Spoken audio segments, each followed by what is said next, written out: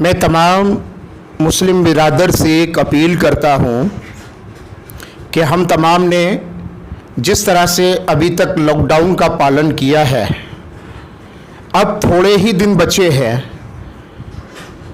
इस थोड़े दिन को हमें इस तरह से गुजारना है कि ये कोरोना जैसी ख़तरनाक बीमारी में जो हमने अब तक सपोर्ट किया है, इसी सपोर्ट को बाकी रखना है। अब दोस्तों, हमारा कल यानी परसों के दिन अलविदा जुमा है, जिसको मुसलमान बहुत बड़ा दिन मानते हैं और बेशक बहुत बड़ा दिन है। तो मैं मुसलमानों से एक अपील करता हूं कि इस दिन को ख़ास हम भीड़ ना इकट्ठी करें किसी भी तरह से। चाहे वो मस्जिद में तो अलाउ है ही नहीं नमाज़ पढ़ना, अभी तक कोई ऐसा कायदा नहीं आया है कि मस्जिदें खोली जाएं। ऐसा कोई कानून जब तक नहीं आए वहाँ तक हमें अपनी तरफ से कोई भी कदम नहीं उठाना है, कानून को अपने हाथ के अंदर नहीं लेना है।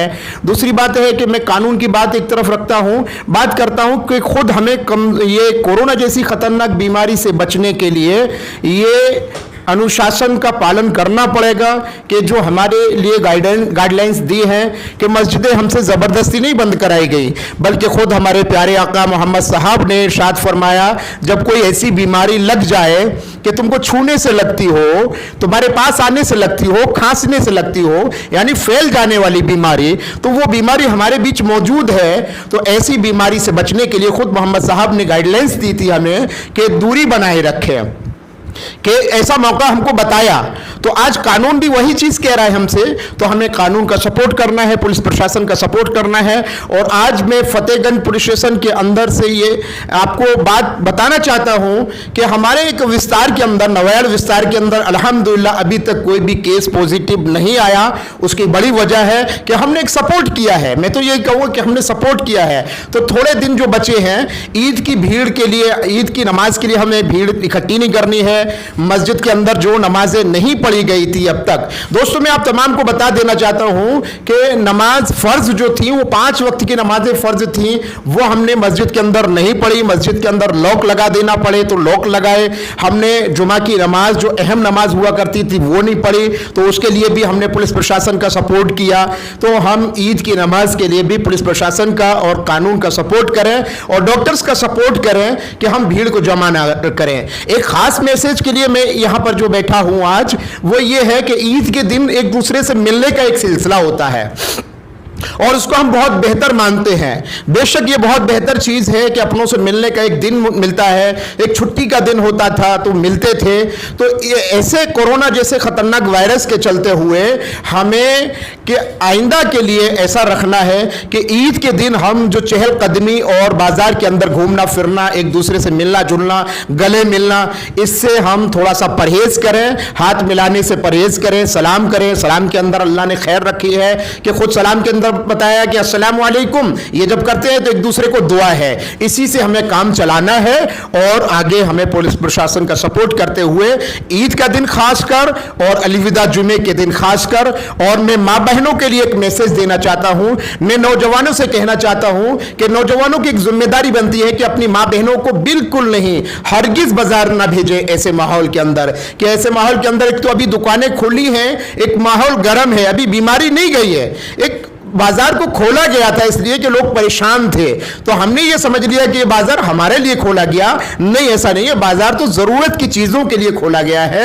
हमारी जो बेजरूरत की चीजें हैं, इस वक्त में कपड़ा है, हमारे पास अच्छा कोई कपड़ा रखा है, उसमें से उम्दा कपड़ा, बेहतर कपड़ा निकालिए, उसको पहन लीजिए, इसी में हमारी भलाई है। बाजार से नए कपड़ा खरीदने की इस वक्त में कोई जरूरत नहीं है। हमारे मौलवियों ने फतवे दे रखे हैं, मौलवियों ने बता रखा है कि इस वक्त बाजार से नए कपड़ा खरीद कर पहनने की कोई जरूरत नहीं है।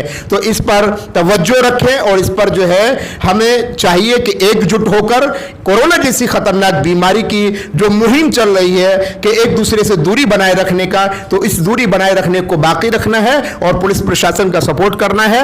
हमारे ये इमाम साहब बैठे हैं, इमाम साहब को मैं बोलना चाहूंगा कि मौलाना इमाम साहब भी अपनी तरफ से एक अपील करें हमारी कौम के लिए कि ये कौम थोड़े दिन का सब्र कर ले और अल्लाह से ये आज की रात, खासकर मैं अभी वीडियो आपके पास आ जाएगा, खासकर आज की रात के लिए बताया गया कि अल्लाह से जो मांगेंगे अल्लाह पूरा करता है। पूरी दुनिया के लिए, सिर्फ हिंदुस्तान नहीं बल्कि पूरी दुनिया से ये कोरोना जैसी खतरनाक बीमारी खत्म हो, ऐसी दुआएं आज रो रो करके अपने घरों में करनी है।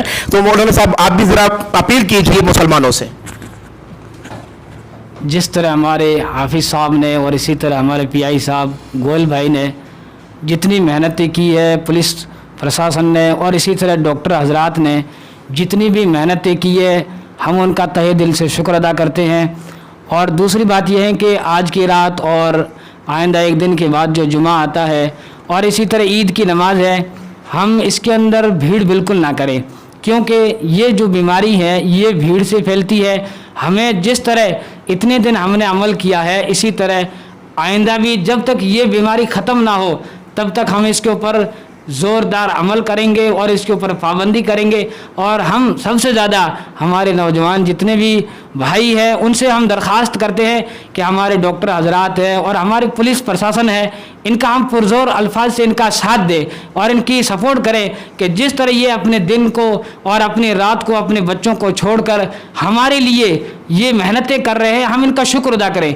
अज़ीज़ दोस्तों, हम अगर हमसे कुछ ना हो सकता है तो हम अपने घरों पे बैठे इनका शुक्र अदा करें कि इन्होंने कितनी मेहनतें की है। हम अपने बच्चों को छोड़ना गवारा नहीं करते, ये अपने बच्चों को छोड़कर, अपनी बीवी बच्चों को, माँ बाप को छोड़कर हमारी ज़िंदगी के लिए ये दिन रात एक करके मेहनतें कर रहे हैं। इसी तरह मुझे और आपको और इसी तरह हमारे पूरे मुल्क के अंदर जितने भी भाई हैं, ईमान वाले हैं और इसी तरह हमारे जितने भी दूसरे धर्म के लोग हैं, हम तमाम से अपील करते हैं कि इस बीमारी को किस तरह ख़त्म करें।